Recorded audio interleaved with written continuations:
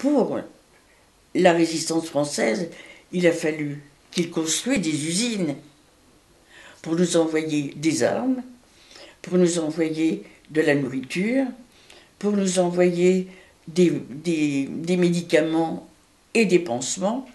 Et donc, moi, à ce moment-là, j'étais mariée, je me suis mariée en 1942, et je me trouvais en forêt d'Orléans, où il y avait une clairière, il y avait 3 maisons, avec un petit peu de terrain. Mais dans une clairière, c'était pas immense, il y avait quelques hectares. Et ma fille est née là, en forêt d'Orléans.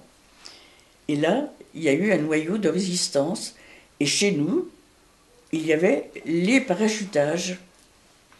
Alors, on demandait des chaussures, on demandait à manger, on demandait des armes aussi. Et donc, les avions passaient, on avait juste soit des poteaux forts, soit des lampes, des petites lampes pour guider. Il n'y avait pas beaucoup de place dans cette carrière. Donc, descendaient des containers avec les parachutes. Et en dernier, ils nous ont envoyé des jeeps. Et les jeeps étaient avec 10 parachutes blancs. Alors il y avait des parachutes bleus pour les armes, les containers qui contenaient des armes. Il y avait des parachutes marrons. Et puis il y avait des containers où il y avait des boîtes de survie.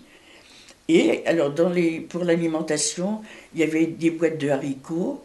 Et toutes les semaines, il y avait des oranges pour les soldats anglais qui avaient été parachutés.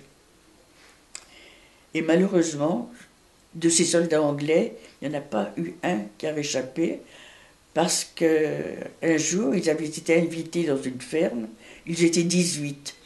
Donc ils étaient dans 2 jeeps, et Chambon-la-Forêt, où il y a cette clairière, la forêt fait comme une plateforme, et le reste de la route baisse comme ça. Ils ont été dénoncés. Quand ils ont descendu la côte avec les 2 jeeps, les Allemands les attendaient en bas. Il n'y a pas eu un rescapé.